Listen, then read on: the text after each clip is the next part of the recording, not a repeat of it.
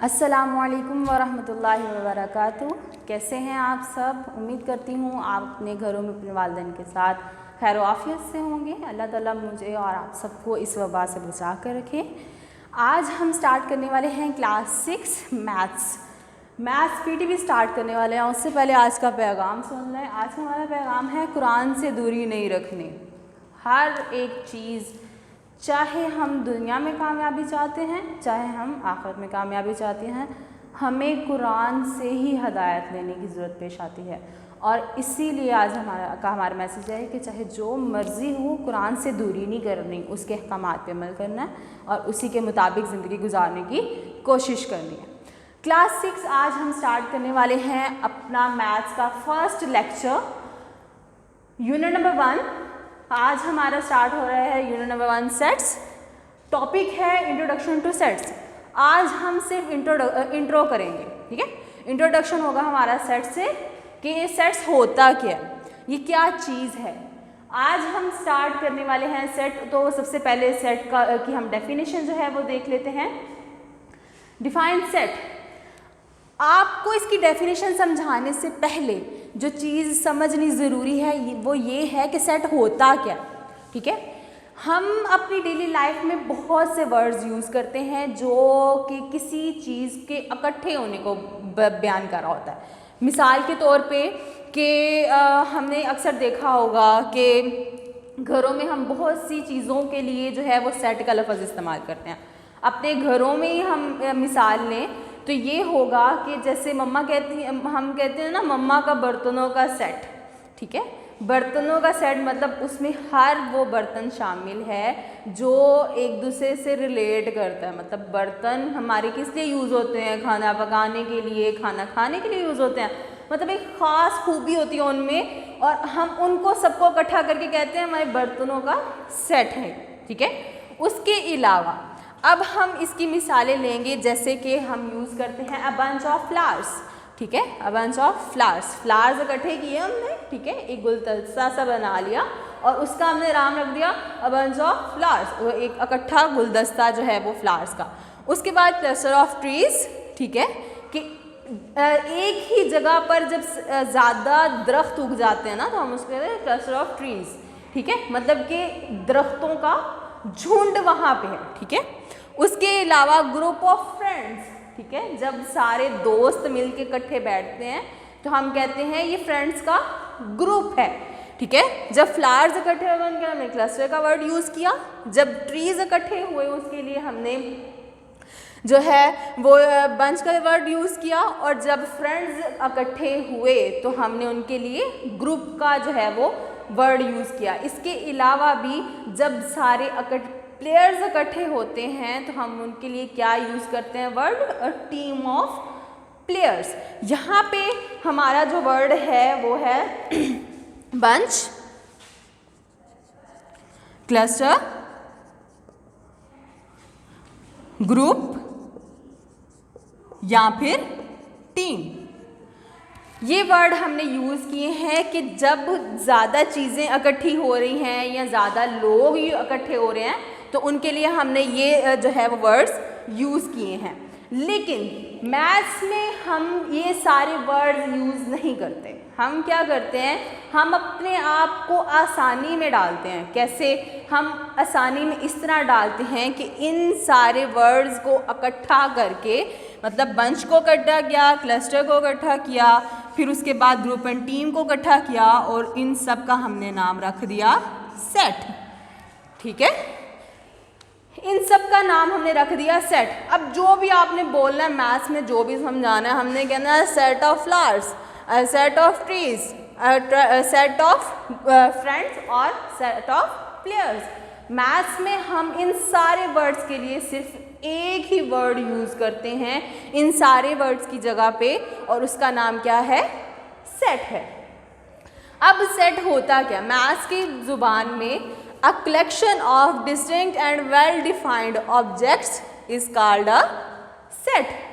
कहते हैं a collection, collection कहते हैं इकट्ठ को, ठीक है, किसी चीज़ के इकट्ठे हो जाने को, एक जगह पे जमा हो जाने को। Of distinct and well defined. Distinct कहते हैं जो वाज़ेह हो, जिसकी कोई एक खूबी नज़र आ रही हो। मिसाल के तौर पे कि ये फ्लावर्स हैं, ठीक है, इनमें खूबी है कि ये फूल हैं, और अगर हम इनकी खूबी को ज़रा और वाज़ेह करें, उनको डिस्टिंक्ट बनाने की कोशिश करें, तो हम कहेंगे कि a set of red flowers, ठीक है, कि ये लाल फूलों का एक सेट है, डिस्टिंक्ट हो जाएगा ये। और इस तरह से ये वाज़ेह हो जाएगा कि फ्लावर्स कौन से हैं, ठीक है, और इनका क्या इकट्ठा बनाया है, इसकी कौन सी खूबी ऐसी है जिसको देखते हुए इनका जो है वो एक झुंड बनाया गया। एंड वेल डिफाइंड ऑब्जेक्ट्स, ठीक है, कि ऐसे कि आप उनको आसानी से डिफाइन कर सको कि हमने किन चीज़ों को इकट्ठा किया है। अब देखें, अब मैंने इसको वाज़ेह करने के लिए लिख दिया फ्लावर्स का जो सेट है वो क्या है, रेड फ्लावर्स का सेट है, ठीक है, ये वाज़ेह हो गया ना। अब मैं आसानी से किसी को भी बता सकती हूँ कि ये क्या मैंने इकट्ठा किया है, मैंने रेड फ्लावर्स इकट्ठे किए हैं, ठीक है, और इसको कहते हैं वेल डिफाइंड, कि ये हमने अच्छे से डिफाइन कर सके। तो ऐसे कलेक्शन को हम क्या कहते हैं, सेट कहते हैं, ठीक है, ऐसे कलेक्शन को हम क्या कहते हैं, सेट। किसी भी चीज़ के झुंड को, किसी भी चीज़ के इकट्ठ को या जमा होने को या एक जगह पे जो है वो होने को हम क्या कहते हैं, सेट कहते हैं। आम घरों की मिसाल भी मैंने आपको दी, जैसे कि हमारी जो है वो बर्तनों का सेट हो जाएगा। और अगर आप अपने बैग्स की तरफ ध्यान दो ना, बैग्स तो सबके पास होते हैं ना, बच्चों के पास जो स्कूल जाने वाले होते हैं, अगर आप अपना बैग देखो ना तो उसमें हम क्या कहते हैं, हमारी कॉपीज़ का सेट है, ठीक है, फिर हम कहेंगे हमारी बुक्स का सेट है, उसके बाद हमारी जो स्टेशनरी है उसका सेट है, पेंसिल्स, रेज़र, शॉर्पनर, सारा कुछ उसमें आ जाएगा, ठीक है। तो ये सारी जो हैं ये सेट की मिसालें हैं। हमारी बुक्स के सेट में हमारी सारी किताबें आ जाएंगी और हमारी कॉपीज़ के सेट में हमारी सारी की सारी कॉपीज़ आ जाएंगी जो हमारे बैग में मौजूद हैं। अब है आगे मेंबर्स ऑफ एलिमेंट्स और मेंबर, ठीक है। अब जो इसमें शामिल हो जाते हैं सेट में, मिसाल के तौर पे इसमें अब ये 4 फ्लावर्स हैं, यहाँ पे 6 ट्रीज़ हैं, यहाँ पे 5 फ्रेंड्स हैं, ठीक है। अब देखें फ्रेंड की चले मिसाल लेते हैं। अब 5 फ्रेंड्स इकट्ठे हो गए हैं तो चले इनका कोई नाम भी तो होगा ना, ठीक है। ये कोई इसका चले जो भी आप नाम रखना चाहें आप अपने फ्रेंड्स में देख लें उनके नाम। अब जब आप इकट्ठे हो गए हैं तो हर किसी का एक अलग-अलग नाम भी है, तो क्या हम उनको छोड़ दें, उनके नेम्स को हम भूल जाएं, ठीक है, क्योंकि अब तो वो इकट्ठे हो गए ना, नेम्स की क्या ज़रूरत है याद रखने की। लेकिन हम उनको भी अलग से डिफ़ाइन कर सकते हैं। कैसे? जैसे कि आपकी स्टेशनरी के सेट में जो है वो जो चीज़ें हैं उनमें हर चीज़ का अलग नाम है। जैसे कि आपकी क्या क्या चीज़ें होंगी, स्केल हो जाएगा, पेंसिल हो जाएगी, ठीक है, और रेज़र हो जाएगा, उसके बाद शॉर्पनर हो जाएगा आपका, ठीक है, और पेन, पेंसिल, सब कुछ वो जो है वो शामिल हो जाएगा। तो ये चीज़ें जो हैं ये मिल के क्या बना रही हैं, सेट बना रही हैं। लेकिन अब इनको अलग से अगर बताना पड़े ये आपका अंदर क्या है, ठीक है, इस सेट में क्या है, तो हम कहेंगे कि ये इसके हिस्से हैं, ठीक है, ये चीज़ें मिलाकर सेट बन रहा है। और हम मैथ्स की ज़ुबान में कहेंगे कि ये चीज़ें जो हैं ये हमारे सेट के एलिमेंट्स हैं, या फिर हम कहेंगे कि ये जो चीज़ें हैं ये हमारे सेट के ऑब्जेक्ट्स हैं, ठीक है। हमारा स्केल एक अलग से एलिमेंट है या फिर ऑब्जेक्ट है, हमारी पेंसिल अलग से एक एलिमेंट है या फिर ऑब्जेक्ट है, हमारा जो रेज़र है, जो शॉर्पनर है, ये अलग से एलिमेंट या फिर ऑब्जेक्ट हैं। तो हम इसको कुछ इस तरह से बताएंगे, the objects of a set are called its elements or members, ठीक है। अब ये जो चीज़ें हैं इनका अलग-अलग से हमने क्या है, इनको एक पहचान दे दी है। क्या है, इनको हम ऑब्जेक्ट्स भी कह सकते हैं, इनको हम एलिमेंट्स भी कह सकते हैं, और जो तीसरा नाम हम इसका ले सकते हैं वो है हमारा मेंबर, कि हम इस चीज़ को कैसे वाज़े कर रहे हैं। ठीक है, आई होप यहाँ तक तो आपको क्लियर है बेटा। तो इंशाल्लाह हम आगे स्टार्ट करते हैं सेट नोटेशन। अब हमने क्योंकि आगे सेट के बारे में मज़ीद पढ़ना है तो हम जान लेते हैं कि सेट को हम किस तरह मैथ की ज़ुबान में लिखेंगे। ठीक है, आम ज़ुबान में तो हमने लिख दिया कि अ सेट ऑफ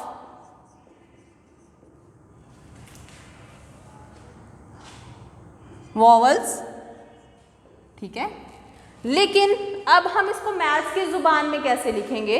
मैथ्स की ज़ुबान में सेट को हम किस तरह वाज़े करते हैं, वो ये कि सबसे पहली बात कि मैथ में जब हम सेट बनाते हैं तो सेट का नाम जब आपने रखना है ना, तो वो हमेशा एक कैपिटल लेटर होता है। ठीक है, कैपिटल लेटर के साथ हमने इसका नाम रखना है।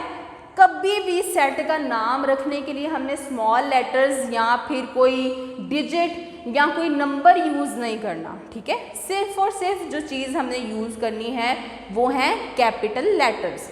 कैपिटल लेटर्स में जो है वो कोई भी लेटर यूज़ किया जा सकता है।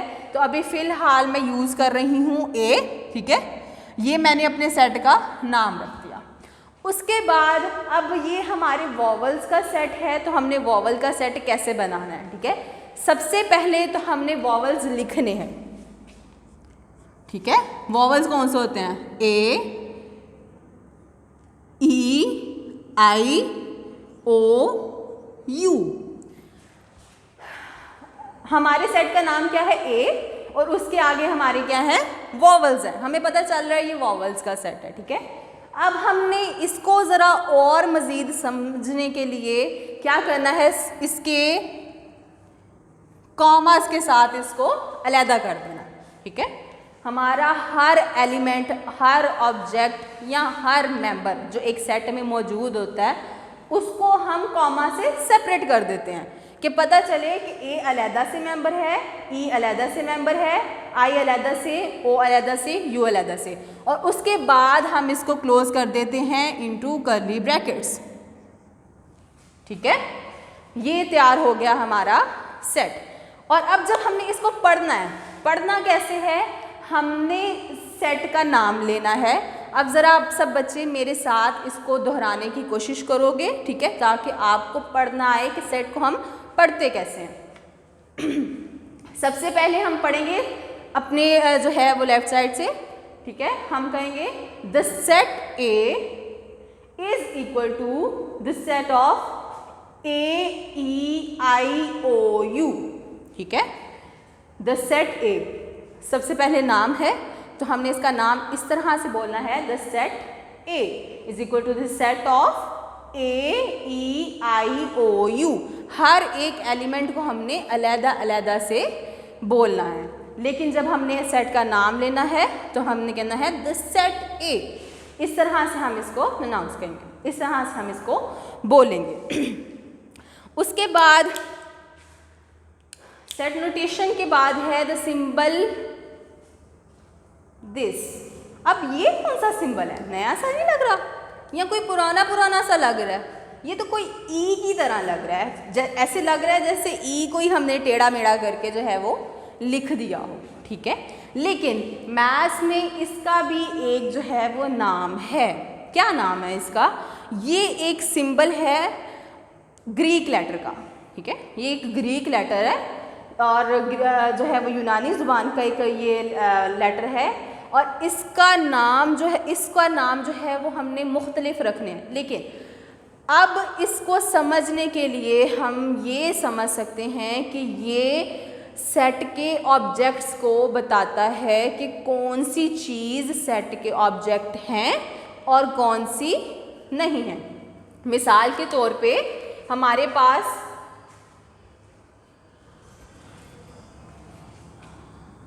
ठीक है, स्टेशनरी ही ले लेते हैं। हमारा स्केल है, रेज़र है, शॉर्पनर है और ये हमारे सेट में है, ठीक है। और दूसरी तरफ उन्होंने हमें दे दी है एक पेंसिल, ठीक है, एक पेंसिल दे दी है और उसके साथ एक दे दिया है कप।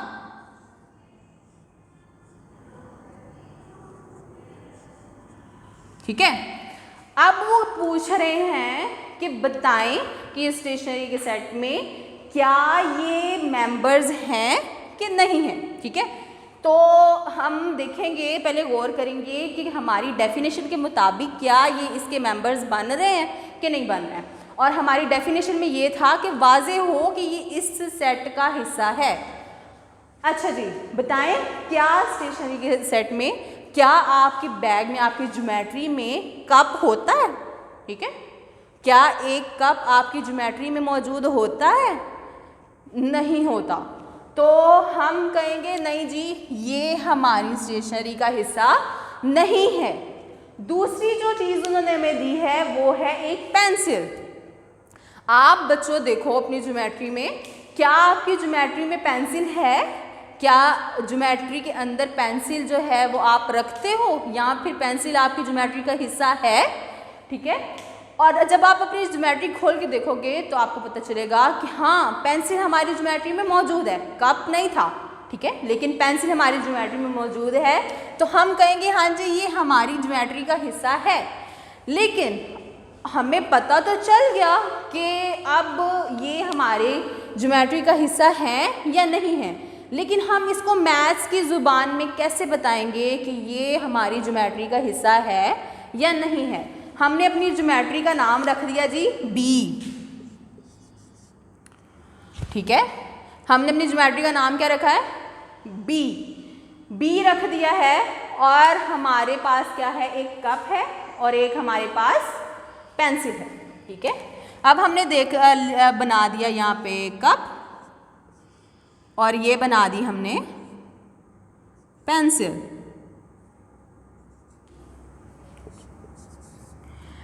क्या ये इससे बिलोंग करता है? नहीं करता। क्या पेंसिल हमारी बी से बिलोंग करती है? जी करती है, हमारी ज्योमेट्री का हिस्सा है। तो हम इसको लिखेंगे कि बी जो है वो हमारी ज्योमेट्री है और कप हमारी ज्योमेट्री का हिस्सा नहीं है।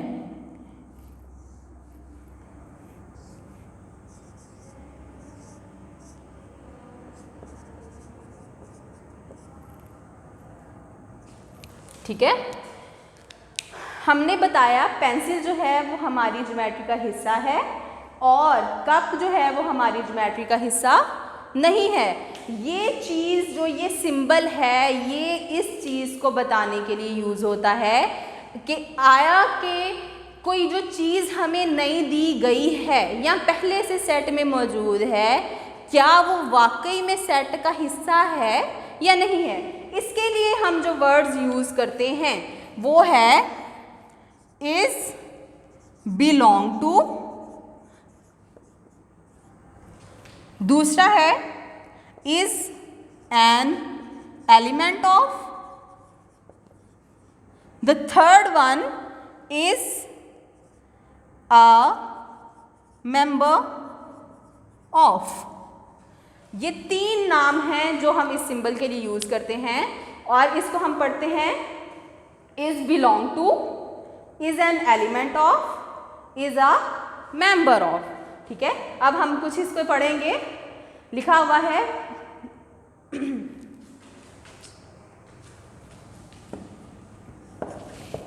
पहले हम एलिमेंट लिखेंगे कप, उसके बाद हम सेट लिखेंगे और दूसरी जगह पे है पेंसिल और उसके बाद set. Pencil is an element of, या फिर आप बोलोगे pencil is belong to, pencil is a member of the set b. Cup is not an element of, cup is not belong to, cup is not a member of the set b. इस तरह से हम इसको पढ़ते हैं। ये था आप आपके बेटा सेट का एक छोटा सा इंट्रोडक्शन जो मैं उम्मीद करती हूँ आपको समझ आया होगा, जिसमें आज हमने सेट को डिफ़ाइन किया, सेट होता क्या है, उसके हिस्से कौन कौन से होते हैं, एलिमेंट कौन किसको कहते हैं, मेंबर्स किसको कहते हैं। फिर हमने देखा कि हम सेट को नोटेट कैसे कर सकते हैं, उसको पढ़ते कैसे हैं, और एंड पे जो है हमने जब बताना हो कि ये एक एलिमेंट दूसरे का हिस्सा है, दूसरे सेट का हिस्सा है या नहीं है, तो उसके लिए हम कौन सा सिंबल यूज़ करते हैं। तो ये आज का हमारा लेक्चर था। मैं उम्मीद करती हूँ बेटा आपको समझ आ गया होगा। आप इस चीज़ को रिवाइज़ करोगे, इसी को जो है वो आप बार बार पढ़ेंगे, इसी की बार बार प्रैक्टिस करेंगे और इंशाअल्लाह अज़ीज़ हम आगे इसको मज़ीद पढ़ेंगे। उम्मीद करूँगी कि आप लोग इसको ज़रूर पढ़ेंगे और इसको याद रखने की कोशिश करेंगे। ठीक है, वमा तौफ़ीक़ी इल्ला बिल्लाह। अपना बहुत सारा ख्याल रखिएगा। अस्सलामु अलैकुम वरहमतुल्लाहि वबरकातुहू।